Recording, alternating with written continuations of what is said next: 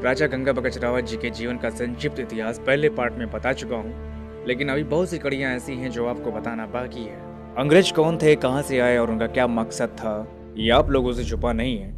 अंग्रेजों ने अपने कुटिल चालों षड्यंत्रों से इस देश को हड़प लिया, इस देश को गुलाम बना लिया। जो अंग्रेजों से इस देश के खातिर लड़े उनका नामो निशान मिटा दिया गया। दरअसल अंग्रेजों के समय देश दो तबकों में बढ़ गया था।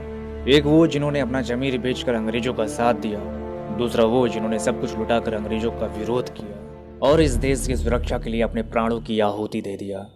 शुरुआती क्रांति जहां से पैदा हुई वो पवित्र धरती थी अवध, जहां अनेकों ऐसे राजा सरदार योद्धा जन्मे जो अंग्रेजों के राह में रोड़ा बनकर उभरे।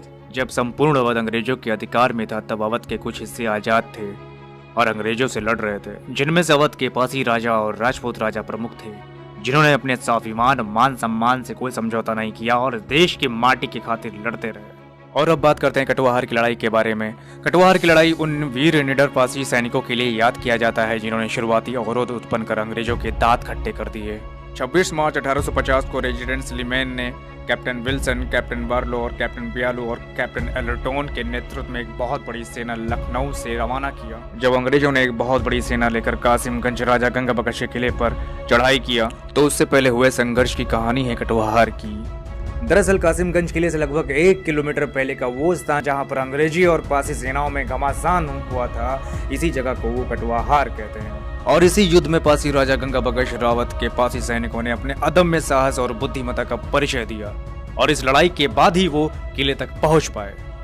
कर्नल स्लीमैन की योजना के तहत राजा गंगा बख्श और उसके सहयोगियों के ऊपर एक साथ हमला करना था ताकि वो एक दूसरे की मदद न कर सके, लेकिन शायद कर्नल स्लीमैन ये भूल गया था कि वो एक शेर के मुंह में हाथ डालने जा रहा है। और कासिमगंज के पास कटवाहर में पहले से ही मौजूद पासी धनुषधारी और तीर कमानों से लैस होकर अंग्रेजों को स्वागत करने के लिए पासी सेना तैयार खड़ी थी। कटवाहर कासिमगंज के किले के उत्तर पश्चिम की ओर स्थित था। दरअसल यह तंग घाटियों के चलते छापामार युद्ध करने की बड़ी आसानी थी। राजा गंगा बख्श रावत के वीर सैनिक गुरिल्ला युद्ध करने में बड़े माहिर थे।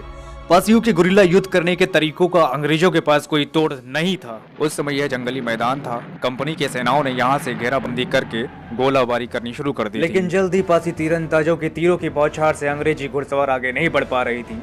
वो गोलीबारी करते और पासी तीरों की बौछार करते। पासी सैनिक कभी इधर से निकलते तो कभी उधर से निकलते, जिसमें अंग्रेजों को कुछ समझ में नहीं आ रहा था। वो अपने गोला बारूद गंवाते जा रहे थे और यही पासियों की चाल थी कि कैसे उनके युद्ध सामग्री खत्म हो जाए। और वही हुआ। कंपनी सेना की विपुल युद्ध सामग्री बहुत जल्दी खत्म हो गई और लुका छुपी का खेल खत्म हो गया और अब बारी थी हाथों हाथ लड़ाई लड़ने की। और जो जबरदस्त मारकाट मची थी कि अंग्रेजों के हौसले पस्त हो गए। तलवारधारी पासी वीरों ने जबरदस्त मारकाट मचाया।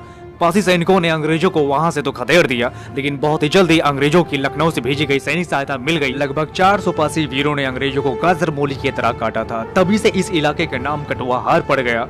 कटवाहर की लड़ाई की किदवंतियां आज भी बुजुर्गों के जुबान से सुनी जाती हैं। 2 से 3 दिनों तक चले इस युद्ध में राजा गंगा बख्श रावत के वीर सैनिक एक एक कोने के लिए लड़ता रहा। रात होते ही पासी और खतरनाक हो जाते और अंग्रेजों की चीख पुकार को केवल सुनकर ही निशाना साधते थे। कटवाहर की लड़ाई बड़ी भयानक थी कि अंग्रेजों को 3 से 4 दिन लग गए और लखनऊ से दूसरी मदद भी बुलानी पड़ गई। 2 से ढाई दिनों तक चले इस युद्ध के बाद ही अंग्रेज किले तक पहुंच पाए, जहां पर राजा गंगा बख्श रावत ने अपनी बहादुरी का परचम लहराया और अंग्रेजों को बुरी तरह हराया। कटवाहर की लड़ाई अंग्रेजों के लिए एक बहुत बड़ी सबक थी।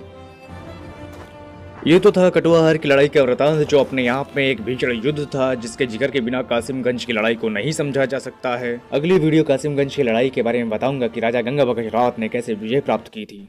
आज की वीडियो में बस इतना ही और इस वीडियो को लाइक करिए, शेयर करिए, सब्सक्राइब करिए इस चैनल को, ताकि आने वाली वीडियो आपको मिल सके।